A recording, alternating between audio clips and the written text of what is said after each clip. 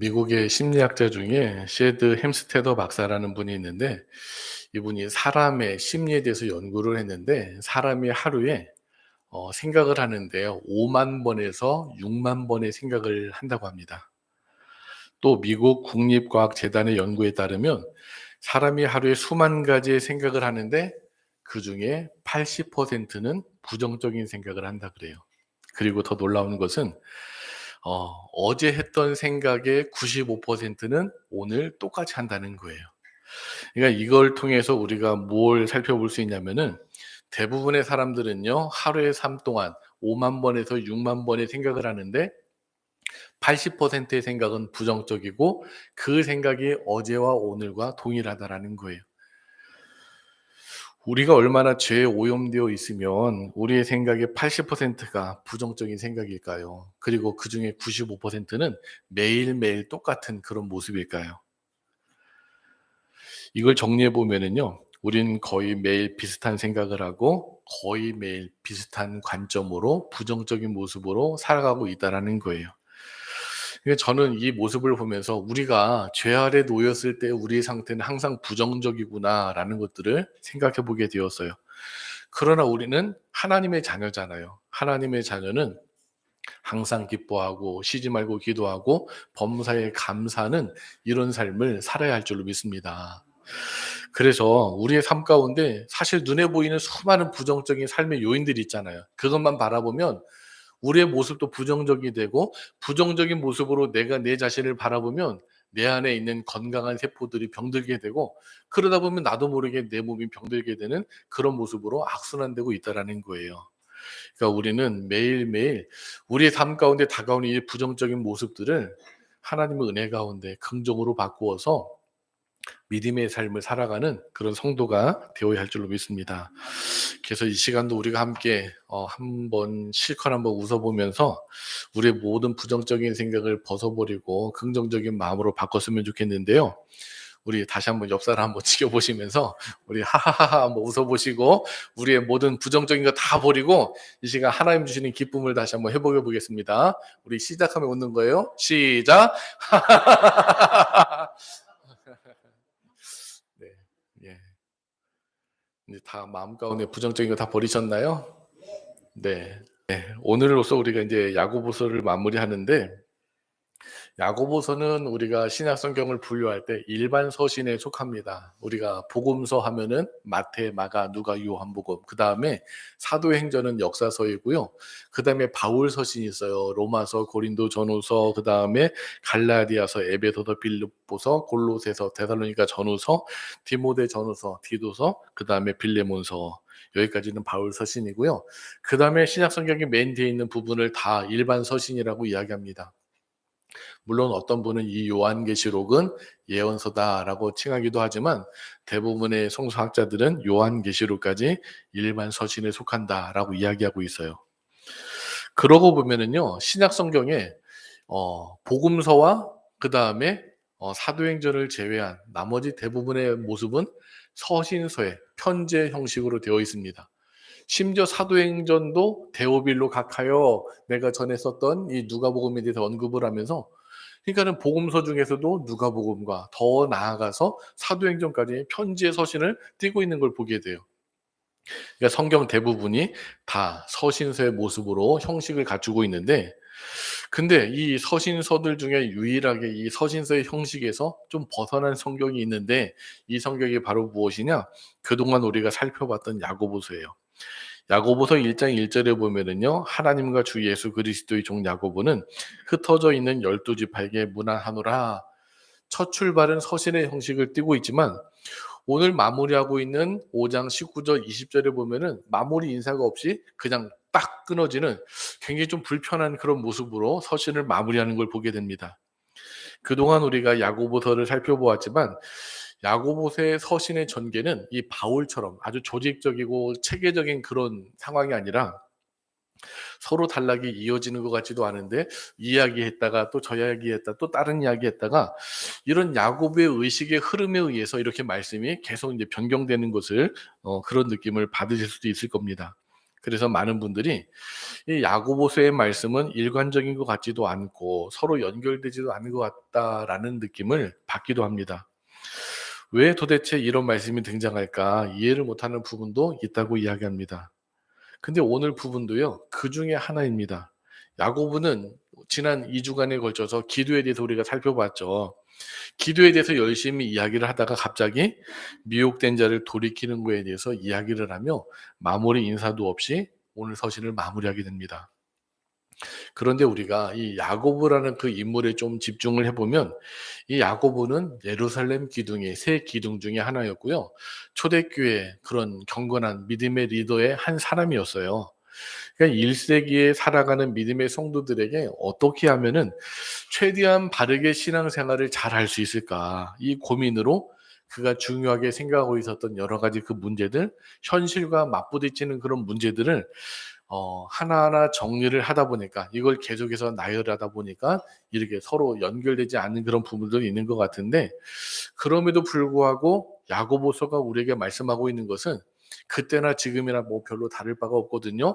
그 중요한 여러 가지 부분들을 말씀을 하고 있다라는 겁니다.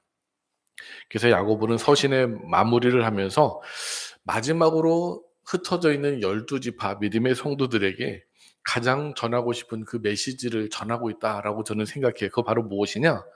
미혹되어 진리를 떠난 자들을 다시금 돌이키게 하는 것. 이게 정말로 귀중한 사역이다라는 것을 말씀을 하고 있습니다. 한번 생각을 해보세요. 1세기 당시의 상황을 한번 보겠습니다. 예수님이 33살의 나이로 사역을 마무리하시고 십자가를 지시고 죽으시고 다시금 부활하시고 40일 만에 이제 승천을 하시죠. 그런 다음에 제자들이 10일 동안 간절히 예루살렘에서 이 다락방에 모여서 기도했을 때 성령이 저들에게 임했고 그래서 예루살렘 교회가 출발하게 되었습니다. 그래서 너무나 막 불붙듯 타오르는 그 믿음의 열정으로 막 뜨겁게 타오르니까 당연히 시기하는 무리들이 생기게 되었죠. 종교 지도자들은 그 모습이 싫었습니다. 왜냐하면 자기들이 예수를 십자가에 못 박았는데 그 예수의 제자들이 막 불붙듯 타오르니까 종교 지도자들은 그 모습을 기뻐할 리가 없었어요. 그래서 스데반의 박해로 시작된 그 박해부터 시작해가지고 예루살렘 교회가 막 총공격을 받게 돼서 예루살렘에서 신앙생활하고 있었던 그 사람들은요 이곳저곳 뿔뿔이 흩어질 수밖에 없었다라는 겁니다. 그러니까 우리 성도님들처럼 10년, 20년, 30년 아니 평생 동안 이렇게 신앙생활해 오신 분들도 계신데 이렇게 오랜 연륜을 통해서 신앙생활을 해와서 믿음의 뿌리가 든든한 그런 모습이 아니라 이제 교회가 막 생겨나기 시작했고 뜨거워지기 시작했는데 이것으로 인하여서 뿔뿔이 흩어지게 되는 정말로 어려운 현실을 맞부딪히게 되었다라는 겁니다. 게다가 우리처럼 성경 66권이 딱 펼쳐져 가지고 이 말씀대로 우리가 조직적으로 신앙생활을 할 수 있는 것도 아니고 또 교회가 체계적으로 형성되어서 어느 곳에 가서나 신앙생활을 할 수 있는 것도 아니고 여러 가지 장벽들이 많이 부딪히고 있는 상황이었다라는 겁니다. 이제 복음이 시작되는 그 상황 가운데 저들의 신앙생활을 이어가기가 그렇게 녹록지 않은 상황이었다라는 거예요. 게다가 유대인들은 중심으로 저들을 계속해서 교회를 박해하고 또 회유하기까지 하니까 이 신앙의 뿌리 내리기가 더더욱 쉽지 않은 상황이었다라는 겁니다. 그뿐만 아니라 저들이 이제 신앙생활을 새롭게 시작해야 할 곳은 이스라엘이 아니라 로마가 지배하고 있는 그런 이방 세계였다라는 겁니다. 거대한 이방의 신전이 눈앞에 보여요. 그런데 우리는 지금 예배할 장소도 없어요. 그나마 신앙의 사람들 중에 한 가정에서 예배드리는 것만 해도 감지덕지할 상황이었다라는 겁니다. 믿음으로 출발했지만 주변의 여러 환경적인 요건으로 인해서 신앙의 삶을 포기하는 자들이 하나 둘 생기기 시작했다라는 거예요. 왜? 제가 처음에도 말씀을 드렸지만 인간은 죄된 본성으로 인하여서 부정적인 생각을 할 수밖에 없는 거예요. 80%나 부정적인 생각을 하고 이게 95%나 매일매일 반복되다 보니까 나도 모르게 부정적인 마음으로 야, 이거 내가 신앙생활 계속 해야 돼? 이런 생각이 계속해서 들기 시작하니까 주변에 요인도 있고 여러 가지 상황도 있다 보니까 '아 그래. 당장 현실이 먼저지.'라고 하면서 하나님을 떠나는 그런 믿음의 사람들이 점점 많아지기 시작했다라는 겁니다. 그 야고보가 이제 초대교회 리더인 야고보가 그런 상황을 바라보니까 '야 지금 교회 가운데 가장 절실한 게 무엇인가.'라는 것들을 생각해 보게 되었다라는 거예요. 물론 선교도 중요하고 믿지 않는 자들에게 복음을 전하는 것도 중요하지만 야고보가 생각하기에는 이미 믿었던 자들이 그 믿음의 길에서 떠나는 상황이 지금 너무너무 마음이 아픈 거예요. 그러니까 야고보의 오늘 이 서신을 마무리하면서 최대의 관점은 무엇이냐면은 그동안 우리가 야고보서를 통해서 믿음이 무엇이고 믿음과 삶을 어떻게 조화시키고 또 교회 안에서 어떻게 신앙생활 해 나가는 것이고 또 더 나아가서 신앙의 문제가 찾아왔을 때 이걸 어떻게 해결해 나가는 것 그리고 교회가 지속적으로 관심을 가져야 될 자들이 누구인가 이런 부분들을 다 종합을 해 보면은 믿음을 가지고 있는 자들이 그 믿음을 유지하고 지켜나가는 게 얼마나 하나님 앞에 중요한 그 모습임을 야고보는 계속해서 강조하고 있다라는 것입니다. 그래서 야고보는 그때그때마다 야고보가 중요하게 생각했던 그 문제들 하나하나 현실에 이렇게 눈앞에 부딪히는 그런 문제들을 체계적으로 정리했다기보다는 그 중요한 문제들을 여러 가지로 나열하면서 야고보서 말씀을 정리했다라고 보시면 될 것 같아요. 특별히 교회가 지속적으로 관심을 가져야 될 곧 믿음 생활을 잘 하다가 이 미혹되어서 진리를 떠난 자를 이 돌아서게 하는 것. 이건 뭐냐면은 저들의 영혼을 사망에서 구원으로 이끄는 정말로 소중한 사역임을 지금 야고보는 흩어져 있는 12 지파의 사람들에게 증거하고 있다라는 겁니다. 그래서 오늘 한번 본문으로 들어가서 이 야고보가 끝인 사도 없이 이 마지막으로 말씀하는 그 내용 얼마나 중요하길래 끝인 사도 제쳐두고 이렇게 말씀을 전하는 것일까 한번 살펴보도록 하겠습니다. 우리 19절 말씀 보면은 내 형제들아 너희 중에 미혹되어 진리를 떠난 자를 누가 돌아서게 하며 이렇게 말씀을 하고 있죠. 야고보는 여기에서도 내 형제들아라고 시작을 합니다. 이 야고보를 보시면요. 이 야고보가 이제 화제를 전환시키거나 무언가 새로운 중요한 이야기를 할 때 항상 꺼내는 이야기가 무엇이냐면은 "내 형제들아." 아니면 "형제들아"예요. 이게 몇 번이나 반복되냐면 15번이나 반복이 되거든요. 그러니까 야고보는 최소한 단 15번의 화제 전환을 이야기하면서 이런저런 사건들을 꺼내면서 그때그때마다 중요한 이야기를 하고 있다라는 겁니다. 그런데 그 마지막 정점을 이루는 것이 무엇이냐면은 미혹되어 진리를 떠난 자를 돌아서게 하는 거예요. 앞에서 당시 미혹된 이유에 대해서 간단하게 말씀을 드렸는데 다시 한번 그 1세기의 상황을 들어가 보면서 정리를 해 보면 첫 번째로 저들에게 무엇이 있었느냐? 박해가 있었습니다. 이 박해로 인해서 저들은 이곳저곳 흩어질 수밖에 없었어요. 두 번째, 경제적인 어려움이 있었어요. 자기의 모든 것들을 다 처분도 못하고 급하게 떠나게 되니까 저들의 경제적인 부분은 어려움으로 다가오게 되었습니다. 또 세 번째, 당시 유대인들은 디아스포라 유대인들 제가 저번에도 말씀을 드렸죠. 바벨론 포로 이후에 이 그 고대 중근동 전역에 유대인들은 흩어져 지내게 되었다라는 겁니다. 그런데 유대인들의 독특함은 무엇이냐면은 12 가정만 있으면 회당을 하나씩 세웠어요. 그래서 저들에게 언어도 가르치고 신앙도 가르치고 체계적으로 믿음 생활하는 그런 믿음의 공동체를 세워서 지내게 되었는데 이런 신앙의 공동체가 이 로마가 다스리는 전 지역에 있었기 때문에 이 유대인들이 어느 곳에 가든지 그 유대인 공동체를 접하게 되었는데 이 유대인들이 이 기독교인들을 박해를 하고 또 회유를 하고 또 협박을 하고 하면서 이 새로운 신앙에 대해서 오래 지속되지 못하게 하는 그런 어려움이 있었다라는 겁니다. 그리고 그러다 보니까 우리가 어려움을 경험하게 되면 자꾸 무엇이 일어나요? 분란이 일어나잖아요. 그러니까 교회가 자꾸 어려움을 외부적으로 공격을 받다 보니까 내부적에서도 다툼이 일어나게 되고 여러 가지 분쟁이 일어나게 되고 그런 모습으로 교회가 막 분열되는 그런 모습 또한 있었다라는 거예요. 그러니까 박해를 피해 힘들게 이방 지역으로 왔는데 그곳에도 역시 차별이나 말의 문제 때문에 상처를 받고 여러 가지 어려움을 겪게 됐다는 겁니다. 그런데 또 여기에다가 거짓 교사들, 이단들이 교회에 침투해 가지고 사람들을 막 뒤집어 놓으니까 교회는요 굉장히 어려움을 겪게 되었다라는 거예요. 예수님께 직접 복음을 전해 들은 사람이 있습니다. 이 사람들은 예수님의 사역도 직접 보았죠. 이 사람들은 또 오순절 성령의 역사를 통해서 성령 충만을 경험하게 되었어요. 이 사람들은요 웬만한 문제가 다가와도 흔들리지 않은 사람이었어요. 근데 문제는 뭐냐면 이 사람들에게 한 달이 거쳐 가지고 복음을 전해 들어서 예수님을 믿었던 사람들은 예수님의 말씀도 직접 듣지 못했죠. 예수님의 경험하신 그런 여러 가지 삶의 모습도 직접 보지 못했죠. 한 달이 거쳐서 들은 거니까 사단이 공격하기에 누가 쉬운 대상이에요?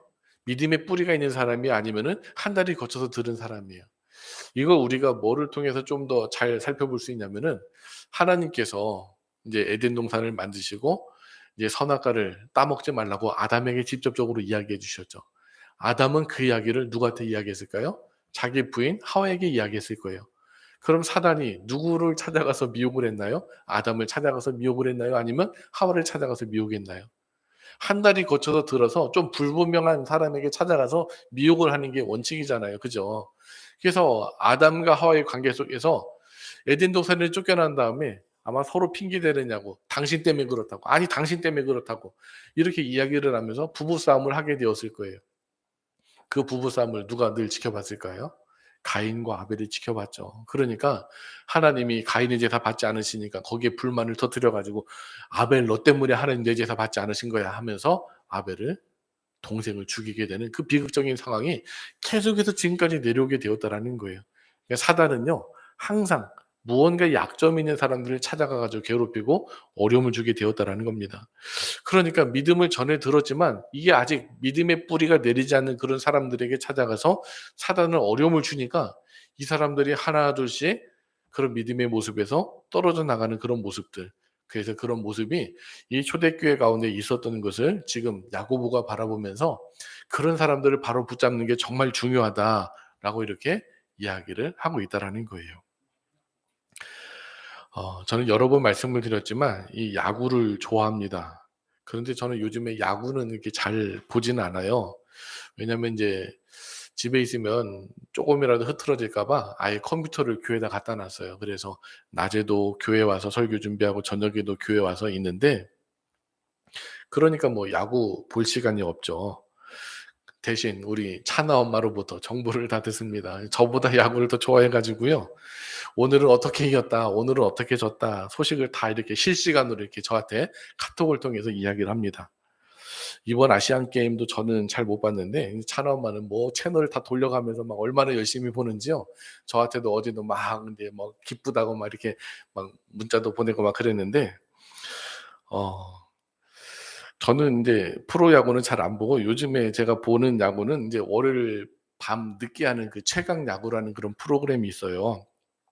이 프로그램은 인제 은퇴한 야구 선수들이 다시금 이제 야구를 하는 프로그램인데 그냥 늘 그러는 거예요. "당신은 왜 프로야구 실제 경기는 안 보고 왜 저런 예능을 보느냐."라고 이야기를 하는데 근데 저는 이 최강 야구라는 프로그램을 통해서 제 2의 인생을 살아가는 전직 야구 선수들의 그 모습을 보면서 많은 도전과 배움을 얻게 되는데 특별히 이 팀의 감독이 김성근 감독입니다. 근데 이분을 보면은요. 이 야구에 대한 열정을 보면 정말 대단해요. 온통 야구밖에 모르는 거예요. 야구만을 위해 삽니다. 은퇴한 전직 유명 야구 선수들과 7할의 승리의 목표를 두고 7할에서 떨어지면 이 야구 프로그램이 폐지되는 거예요. 그러니까 사력을 다해서 경기를 합니다. 생각을 해 보세요. 대부분 여기 출연하는 그 야구 선수들이 우리나라 최고의 스타들이었어요. 근데 그런 스타 선수들도 김성근 감독의 카리스마에 짓눌려 가지고요. 얼마나 열심히 연습을 하는지 모릅니다. 타격 연습을 하는데요. 정확한 자세가 나올 때까지 얼마나 강하게 시키는지 몰라요. 특별히 인제 저 팀에는 몇몇 젊은 선수들이 있어요. 대학생 선수들과 독립 리그에서 활동하는 선수들이 있는데 이 친구들은 일 주일 내내 불러 가지고 연습을 시키는데요. 얼마나 강하게 시키는지 모릅니다. 근데 이분의 신조가 뭐냐면은 이렇게 이야기를 하더라고요. "10 년, 20 년, 30년 지났을 때 이 시간을 후회하지 않게 해 주는 것이다." 그래서 '참 그 사람이 고마웠구나.'라고 생각하는 '그런 사람이 되고 싶다.'라는 그런 마음을 품고 있다라고 이야기하더라고요. 그러면서 어떤 이야기를 하냐면 "이 순간이라고 하는 것은 무지 아까운 시간이다. 지금 이 한순간이 정말 아까운 시간이다. 그래서 나는 이 사람들에게 최선을 다하고 싶다." 리더 김성근의 구의 말 리더십이라는 책이 있어요. 이 책에 보면은 이런 내용이 나와요. 김성근 감독이 1992 년도에 삼성 감독을 뭐 1 년이 잠깐 맡은 적이 있어요. 근데 삼성 선수단을 이끌고 미국 베로비치 다저스 타운으로 이제 스프링 캠프를 이제 겨울 시즌에 떠나는 그런 훈련이 있습니다. 그래서 삼성 선수단을 LA 다저스 인제 코치진에게 맡기면서 이제 훈련을 받게 했던 거예요. 그래서 김성근 감독도 미국의 야구가 선진 야구니까 배우는 그 심정을 가지고요. 어떻게 잘 훈련을 하는지 지켜보게 되었다고 합니다. 당시 수비 훈련을 한 사람은 지코라는 쿠바계의 코치였는데 이 김성근 감독이 지켜보니까 매일매일 가장 기초적인 것만 가르치는 거예요. 그래서 그 모습에 실망을 하고요.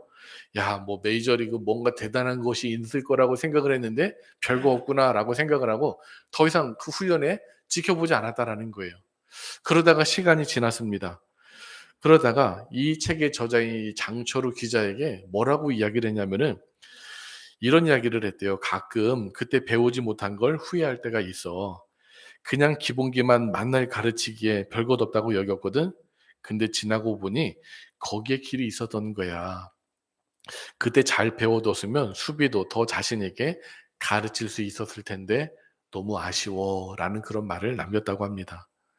뭐 이분은 그 이후에도 뭐 더 열심히 배워 가지고 선수들을 아주 열심히 가르치고 잘 노력하는 그런 모습을 보여주었는데 이분이 결국 이야기하는 게 뭐냐면 "기본기가 중요하다."라는 거예요. 그래서 지금도 최강 야구 그 선수들에게 그렇게 열심히도 기본기 훈련을 시킵니다. 이분이요 1941 년생이에요. 80 세가 훨씬 넘으셨어요.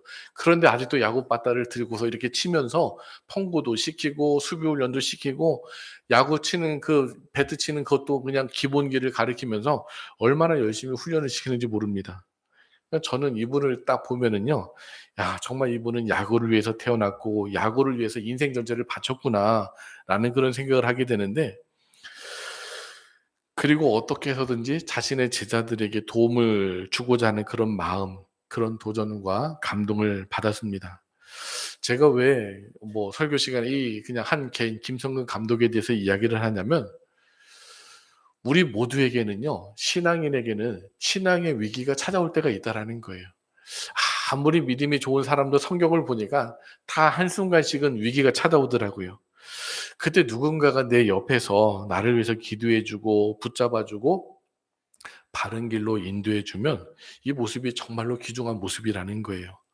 오늘 야고보는 이 역할에 대해서 우리 믿음의 성도들에게 이야기를 하고 있다라는 겁니다. 저도 그분의 말씀을 통해서 10 년, 20 년, 30 년이 지났을 때 우리 성도님들이 '아 그 이호한 목사 이호한 목사를 통해서 내가 하나님 말씀을 제대로 배워서 내가 그래도 포기하고 싶을 때가 많았는데 포기하지 않고 여기까지 내가 하나님 의지하고 왔구나. 그래 나를 위해서 기도해 주고 신앙적으로 바로 인도해 줘서 참 고마운 사람이야.' 저는 이런 생각이 우리 성도님들 가운데 들 수 있도록 '그런 목사가 되도록 나도 더 노력해야 되겠구나.'라는 그런 생각을 하게 되었습니다. 물론 제가 할 수 있는 거는 그렇게 많지 않아요. 매일매일 우리 새벽에 우리 성도님들 위해서 기도하고 또 이곳으로 이사 와서는 늘 저는 이곳에 있기 때문에 이제 저녁에 집에 가기 전에도 우리 성도님들의 이름 한 명 한 명을 불러가면서 기도를 하고 있는데 매일 두 번은 우리 성도님들을 생각하며 기도하고 또 말씀도 나름대로 균형 있는 시각으로 보려고 노력을 하고 준비를 하는데 물론 우리 성도님들 사이에는 좀 말씀이 어렵다라고 이렇게 생각하시는 분들도 있어요. 그래서 이 부분은 제가 앞으로 더 노력해야 될 부분이라고 생각을 하고요. 그러면서 저는 오늘 이 말씀을 읽으면서 '아 이 말씀이 나뿐만 아니라 우리 성도님들에게 하나님께서 주신 너무너무 귀중한 말씀이구나.'라는 그런 생각을 갖게 되었습니다. 그래서 오늘 19 절 20절 말씀은 우리 모두에게 주신 말씀이라고 생각하시고 우리 다 같이 다시 한번 19절 20절 말씀을 같이 한번 읽어 보도록 하겠습니다. "내 형제들아 너희 중에 미혹되어 진리를 떠난 자를 누가 돌아서게 하며 너희가 알 것은 죄인을 미혹된 길에서 돌아서게 하는 자가 그의 영혼을 사망에서 구원할 것이며 허다한 죄를 덮을 것임이라. 아멘. 제가 왜 오늘 이 말씀을 저와 우리 성도님들에게 주신 말씀이라고 생각했냐면, 오늘 한국 교회의 현실을 보면은요, 예수님을 믿다가 낙심이 되어 또 삶이 힘들다고 하여서 교회를 떠난 사람들이 너무나 많다라는 거예요. 또 어렸을 때 교회 열심히 다니다가 또 나이가 들어서 신앙생활을 그만둔 사람 또한 많다라는 겁니다. 그래서 저들 마음 가운데 어느 순간까지는요, 그래도 신앙적인 마음이 이미 마음 가운데 있기 때문에 이게 진행이 되는데, 이게 어떤 모습이냐면 마치 자전거 페달을 열심히 밟다가 더 이상 밟지 않아도 어느 순간까지는 이 관성의 법칙에 의해서 앞으로 나가는 모습이 있잖아요. 근데 이것도요, 어느 정도까지라는 거예요. 눈에서 멀어지면 마음에서 멀어진다라는 그런 속담처럼 점점 세상의 지배를 받고 또 우리 인간의 본성의 지배를 받으면 믿음의 마음도 점점 옅어질 수밖에 없다라는 거예요. 그래서 우리는 먼저 신앙의 기본기를 든든히 해가지고요, 고난 가운데도 기도하고 또 즐거움 가운데 찬양하는 삶을 살아야 한다라는 겁니다. 이 신앙과 삶이 잘 조화를 이루어야 되는데, 그리고 오는 1세기 야고보가 살았던 시대보다 오늘 시대는요, 더 복잡하고 어려워진 삶 가운데 더 많은 고민과 또 거짓 진리로 인하여 가지고 미혹되는 사람들이 참 많다라는 겁니다. 이런 상황 가운데 누군가가 돌아서게 될 때 저들을 그 미혹된 길에서 다시금 돌아서게 하는 게 얼마나 귀중한 사역인가라는 것을 우리는 생각해야 한다는 겁니다. 그 한 영혼이 사망에서 다시금 구원의 자료로 인도하는 것, 하나님이 그것보다 더 기뻐하시는 것이 있을까요? 우리는 그런 모습으로 회복된 믿음의 교회와 성도가 되어야 할 줄로 믿습니다. 근데 여기서 중요한 것은요, 내가 먼저 회복되기 전에는 남을 회복으로 이끌기가 쉽지 않다라는 거예요. 우리가 새벽마다 시편 말씀을 보는데 시편 51편을 보면은 표제어가 이렇습니다. 다윗의 시, 인도자를 따라 부르는 노래. 다윗이 바세바와 동침한 후 선지자 나단이 그에게 왔을 때. 다윗이 우리아의 아내 바세바를 범한 후에 이 사건을 숨기려고요, 결국 우리아를 전쟁터에서 죽게 만듭니다. 그런 다음에 야, 이제 모든 일이 잘 해결됐다라고 다윗은 생각을 하고 편안하게 지냈어요. 그런데 나단이 그에게 와서 하나님의 지시를 받고 다윗의 잘못한 일을 책망했을 때 다윗은 그 자리에서 회개하거든요. 근데 사실은요, 나단의 책망을 듣기 전까지는 다윗은 자기가 무슨 죄를 저질렀는지도 몰랐다라는 거예요. 자기가 잘못을 깨닫고 난 다음에 다윗은 눈물로써 참회하면서 회개를 하게 되는데, 그러면서 지은 시가 이 시편 51편이거든요. 근데 51편 12절 13절에 보면은 다윗은 다음과 같이 고백을 합니다.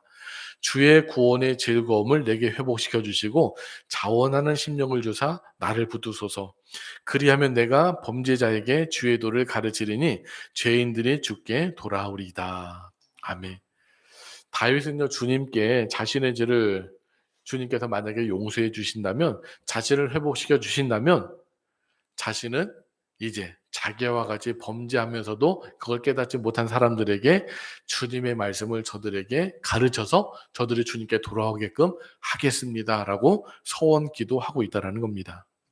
시편 32편 1절에 보면 허물의 사함을 받고 자신의 죄가 가려진 자는 복이 있도다라고 말씀을 하고 있다는 거예요. 다윗은 늦게나마 자기의 죄로 인해서 그 괴로움이 얼마나 심한지를 깨닫게 되었어요. 그러니까 자기가 어찌할 수 없는 죄가 하나님의 그 거룩한 눈에서 가림을 받는다는 게, 이 허물의 죄를 용서받는 게 얼마나 큰 은혜인지를 다윗은 경험하고 난 다음에 보니까 자기처럼 죄를 짓고도 깨닫지 못하는 사람들이 세상에 수두룩하다는 것을 발견하게 되었던 거예요. 그래서 하나님, 만약에 지금 하나님께서 제 죄를 용서해 주신다면 제가 이렇게 아직도 자기가 죄 가운데 깨닫지 못하는 그 수많은 사람들을 주님의 말씀을 통하여서 주님께 돌이키도록 제가 최선을 다하겠습니다라고 이렇게 믿음의 고백을 하고 있다는 겁니다. 그리고 이렇게 시편을 기록하면서 자기의 부끄러운 죄잖아요. 그런데 만천에 공개를 하면서 나 예전에 이런 죄를 저질렀습니다. 그런데 하나님께서 용서해 주셔서 제가 이렇게 회복되었으니 여러분들도 하나님 앞에 돌아서는 게 최고의 삶의 방법입니다라는 것들을 권면하고 있다라는 겁니다. 오늘 본문에서 강조하고 있는 돌아서게 할 자들은요, 불신자들이 아니에요. 불신자의 영혼을 사망의 자리에서 돌이키는 것 정말 중요한 일입니다. 영적으로 죽어서 하나님과의 교제가 단절된 사람으로 다시금 주님의 자리로 인도하는 것, 이거 정말 중요한 일입니다. 이거는 뭐 교회가 항상 관심을 가져야 될 일이지만, 그러나 오늘 야고보의 관심은요, 이 불신자라기보다는 신앙에 열심히 식어가고 있는 사람들이라는 거예요. 우리 성도님들 주변에 보면은 낙심한 자들이 있죠. 열심히 신앙생활 하다가 어떤 계기로 인하여서 신앙생활을 그만둔 그런 사람들이 있습니다. 그런 사람들을 다시금 주님 앞에 돌이키게 하는 게 정말로 귀중한 사역이다라는 것을 야고보는 오늘 강조하고 있어요. 물론 쉽지 않습니다. 한번 낙심하고 돌아서면 이런 분들을 다시금 주님께 인도하는 건요, 결코 쉬운 일이 아닙니다. 그렇지만 이 일은 너무너무 소중한 일이기 때문에 야고보는요, 끝 인사도 생략한 채 이 믿음의 기회는 이 사역에 집중해야 한다라는 것을 우리들에게 분명하게 말씀을 하고 있다라는 겁니다. 사랑하는 믿음의 성도 여러분, 하나님께서 우리에게 주신 사명이 있습니다. 이 어떤 사명이냐면, 나보다 믿음이 연약하여 믿음이 흔들리는 사람들을 다시금 주님 앞에 인도하는 거예요. 야고보는 마지막으로 흩어져 있는 12지파에게 이 사명을 부탁하고 있다는 겁니다. 오늘 우리도 이것이 주님께서 우리 교회와 나에게 주신 귀한 사명임을 분명히 기억하시고, 분명히 많으실 거예요. 내가 생각하는 지금 이름이 떠오르는 그런 분들도 계시고 또 그런 지인들도 많이 있을 것 같은데, 주님, 이것이 오늘 저에게 주신 주님의 메시지라고 생각을 하고, 혹시라도 우리 주변에 신앙이 연약하여 시험에 들어서 지금 신앙생활 하지 않는 사람들이 있다면 제가 그 사람들을 위해서 기도하게 하시고 그 사람들을 주님 앞에 인도할 수 있는 믿음의 삶이 될 수 있도록 인도하옵소서, 이렇게 기도하시고, 주님의 뜻이니까 우리의 사명을 감당할 수 있는 저와 우리 성도님들 되시기를 주님의 이름으로 간절히 축원합니다.